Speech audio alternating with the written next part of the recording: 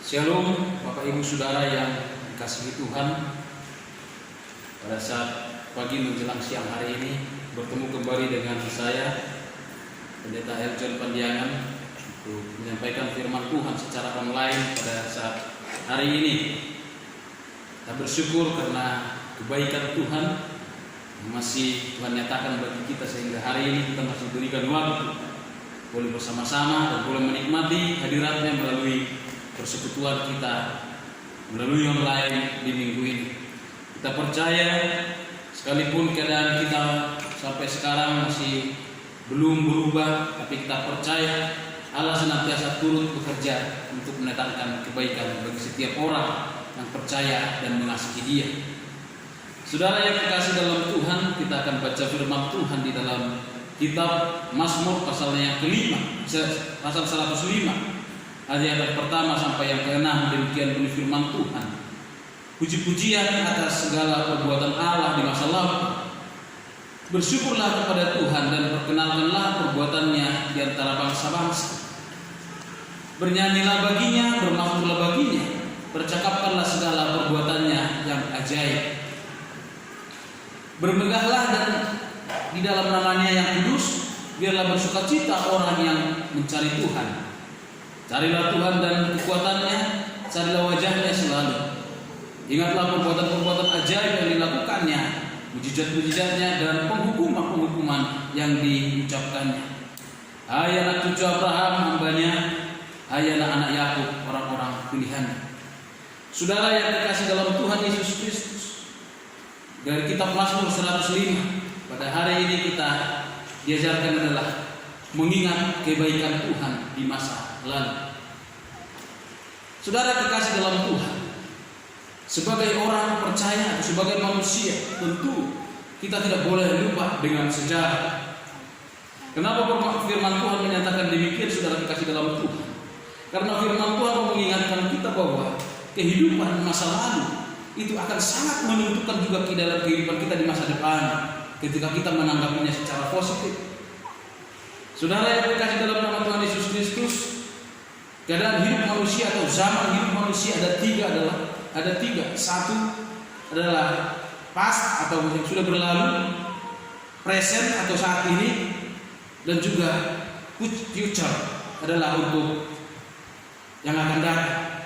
Jadi saudara yang dikasih dalam nama Tuhan Yesus Kristus, kegagalan yang terjadi bagi umat Israel pada zaman itu ketika dipimpin oleh Tuhan melalui hamba-Nya Musa dan juga yang lainnya adalah salah satu karena mereka tidak mengingat sejarah dan kebaikan Tuhan yang sudah mereka alami sebelumnya. Ketika Tuhan memanggil mereka, ketika Tuhan membebaskan mereka dari perbudakan Mesir, Tuhan membawa mereka melalui laut Teberau dengan mujizat yang luar biasa dan juga di padang gurun dengan mujizat juga yang luar biasa. Namun mereka ketika mengalami persoalan yang diizinkan oleh Tuhan, mereka tetap bersurut dan mengeluh kepada Tuhan, bahkan seringkali mempersalahkan Tuhan yang membawa mereka dari perbudakan itu. Saudara kasih dalam Tuhan, sangat ironis melihat keadaan situasi kondisi seperti ini. Tapi kita melihat apa yang menjadi akibat faktor utama yang sehingga mereka melakukan demikian. Satu hal adalah karena mereka tidak mengingat kebaikan Tuhan yang pernah sudah mereka alami begitu luar biasa. Saudara yang terkasih dalam nama Tuhan Yesus Kristus, sebagai orang percaya, kita belajar dari sejarah hidup yang kita alami, bagaimana pertolongan Tuhan yang sudah begitu luar biasa membimbing kita hingga pada hari ini. Jadi saudara terkasih dalam Tuhan, dengan keadaan yang seperti itu tidak akan membuat rohani kita jadi surut hanya oleh karena situasi kondisi sulit saat ini. Mari kita belajar merenungkan apa yang telah Tuhan kerjakan selama ini begitu dahsyat sehingga kita masih boleh ada hingga pada hari ini. Bagaimana Tuhan mengangkat kita, bagaimana Tuhan menjaga hidup kita, bagaimana Tuhan memberkati kita, bagaimana Tuhan masih memberikan kita kehidupan dengan tujuan yang begitu luar biasa yang telah ditetapkan buat kita. Jadi saudara yang terkasih dalam nama Tuhan Yesus Kristus, apa sebenarnya dampak itu kalau kita mengingat kebaikan Tuhan di masa lalu? Saya melihat di dalam ayat yang pertama dikatakan adalah bersyukurlah kepada Tuhan, serukanlah namanya. Saudara yang terkasih dalam nama Tuhan Yesus Kristus, ketika Anda dan saya masih bisa mengingat kebaikan Tuhan di masa lalu yang pernah kita alami, maka kita yang pertama akan tetap bisa bersyukur di dalam suasana sulit apa. Sekali lagi saya katakan, ketika kita mengingat kebaikan Tuhan di masa lalu yang pernah Tuhan lakukan dalam hidup kita, kita akan tetap bisa bersyukur di masa keadaan seperti apapun saat ini. Saudara yang kekasih, ketika kita bisa mengingat kebaikan Tuhan, itu yang akan membuat kita bersyukur. Lalu ketika kita bersyukur, itu yang membuat kita kuat. Lalu ketika kita menjadi kuat, kita akan menjadikan kita mempunyai pengharapan dan optimis di dalam menghadapi hari-hari ini. Jadi saudara katakan dalam Tuhan, sesungguhnya firman Tuhan berkata bahwa mengucap syukurlah dalam segala keadaan, mengucap syukurlah dalam segala hal. Kenapa Tuhan menyatakan demikian? Karena mengucap syukur hanya dalam keadaan baik itu hal yang biasa. Tapi mengucap syukur dalam suasana sulit, itulah yang menunjukkan bagaimana kita sebagai anak Tuhan. Lalu apakah kita karena bersukacita dengan situasi kondisi itu? Bukan. Tapi bagaimana kita meyakini menyertai Tuhan, kebaikan Tuhan, kebesaran Tuhan, kehebatan Tuhan yang masih menopang hidup kita hingga pada hari ini, saudara. Jadi itu saudara kata dalam Tuhan. Kalau kita mau mengingat kebaikan Tuhan di masa lalu, itu akan membuat kita bisa bersyukur atas segala keadaan apapun yang kita alami saat ini. Jadi saudara, kalau kita bisa bersyukur, maka kita tidak akan pernah mungkin kalah dengan segala persoalan hidup yang kita alami. Kita bisa mengalami kesulitan, kita bisa mengalami persoalan, karena memang Tuhan tidak pernah menjanjikan bahwa kita baik-baik saja, tapi yang Tuhan janjikan bahwa Dia senantiasa menyertai saudara baik-baik dalam nama Tuhan Yesus Kristus. Itu yang pertama. Yang kedua, apa dampak ketika kita mengingat kebaikan Tuhan di masa lalu yang Tuhan kerjakan bagi kita? Di ayat kedua berkata, bernyanyilah baginya, bermazmurlah baginya. Saudara yang katakan dalam Tuhan, saya simpulkan yang kedua adalah bagaimana ketika kita mengingat kebaikan Tuhan. Yang kedua adalah kita akan bisa tetap memuliakan Tuhan dalam keadaan situasi kondisi apapun. Firman Tuhan berkata bahwa kita diciptakan dengan menjadi ciptaan yang baru adalah untuk kemuliaan. Kita diciptakan adalah untuk menyembah Tuhan. Kita diciptakan adalah untuk mengagungkan nama Tuhan. Saudara yang terkasih dalam nama Tuhan Yesus Kristus, Daud begitu luar biasa. Kenapa dia bisa menciptakan begitu banyak lagu-lagu dan juga puisi yang begitu indah di dalam kitab Mazmur ini? Tapi justru itu dialaminya ketika dia mengalami masa sulit, Bapak Ibu Saudara. Artinya adalah ketika kita dalam keadaan apapun tapi tetap bisa hidup memuliakan Tuhan dan tetap bisa mempertahankan iman kita dan tetap bisa bersekutu dengan Tuhan dan memuliakan Tuhan, maka justru hal keadaan itu akan membuat Tuhan juga semakin dimuliakan dan hidup kita pun semakin mengalami kasih karunia Tuhan. Jadi saudara yang dekat dalam nama Tuhan Yesus Kristus, di masa sulit harus hidup kita tetap memuliakan namanya, karena itulah tujuan Tuhan. Karena apa saudara kekasih dalam Tuhan? Kalau kita melakukan hal yang demikian, maka Tuhan yang akan memikirkan kehidupan kita. Jadi jangan sampai oleh karena situasi kondisi kita jadi mengutuk Tuhan, kita jadi seolah-olah mempersalahkan Tuhan, kita jadi seolah-olah menjadikan Tuhan seolah-olah Dia adalah Allah yang tidak peduli dengan kita. Tidak. Segala sesuatu terbuka di mata Tuhan, segala sesuatu dilihat oleh Tuhan. Karena itu perlu iman kita dan hidup kita tetap kita pakai untuk kemuliaan. Tetap kita pakai untuk menyenangkan hati. Karena itulah maunya Tuhan dalam hidup ini. Jadi saudara yang kekasih dalam nama Tuhan Yesus Kristus, ada banyak orang yang menciptakan lagu-lagu rohani. Ada banyak orang yang menciptakan pujian-pujian rohani di masa sulit. Karena apa saudara kekasih dalam Tuhan? Seperti contohnya, Jalanmu Tak Terselangi. Itu diciptakan oleh seorang pencipta lagu adalah itu di masa keadaan dia melihat bagaimana betapa pergumulannya yang sangat berat yang tidak bisa dia pikirkan secara logis bagaimana solusinya.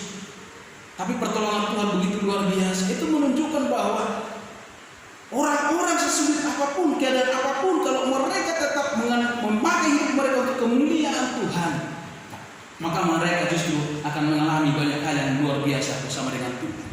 Ketika suatu ketika Yesus bertemu dengan orang yang buta sejak lahirnya, lalu muridnya berkata, Tuhan, siapakah yang berdosa? Apakah anak ini atau orang tuanya sehingga anak ini mengalami hal yang demikian?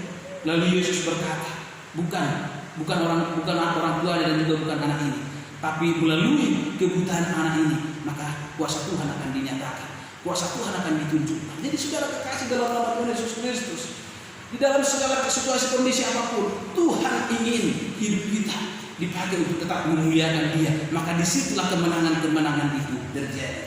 Yang ketiga saudara kekasih dalam nama Tuhan Yesus Kristus, apa dampak daripada bagaimana kita bisa bersyukur? bisa mengingat kebaikan Tuhan di masa lampau. Kita melihat di situ di ayat ketiga, bermegahlah dalam namanya yang kudus, biarlah bersuka hati orang yang mencari Tuhan. Bermegahlah di dalam namanya yang kudus. Saudara yang dikasih dalam nama Tuhan Yesus Kristus, Mazmur Daud, bahkan Daud sendiri pernah berkata bahwa orang-orang telah mempertanyakan ketika dia mengalami kesulitan. Ada banyak orang yang mencemooh dia dengan berkata, di manakah Tuhanmu? Apakah Tuhanmu sanggup menolong engkau? Tantangan anak-anak Tuhan banyak yang demikian, saudara kandang Tuhan, ketika mengalami sulit. Akan banyak orang berkata, orang yang tidak takut akan Tuhan akan berkata bahwa itulah, lihat dia, katanya punya Tuhan, tapi betapa sulitnya hidupnya. Saudara yang dekat dalam nama Tuhan Yesus Kristus, Daud juga mengalami itu. Tapi setelah Daud mengalami hal sedemikian rupa, dia mengalami kemenangan yang luar biasa ketika dia tetap bermegah dan berbangga di hadapan Tuhan.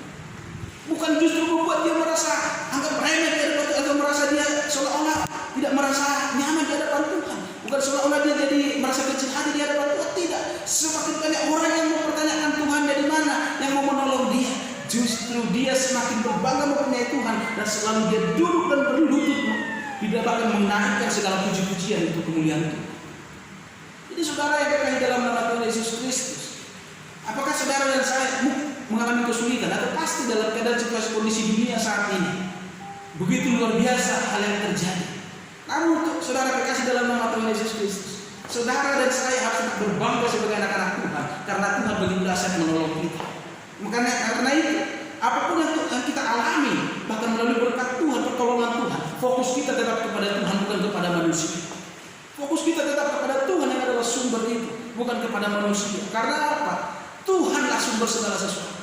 Apapun bisa Tuhan lakukan menjadi jawaban dalam setiap kehidupan kita. Karena itu kita bangga punya Allah yang ajaib, Allah yang dahsyat. Dikatakan firman Tuhan, seperti Bapa sayang anaknya, demikianlah aku mengasihi kamu.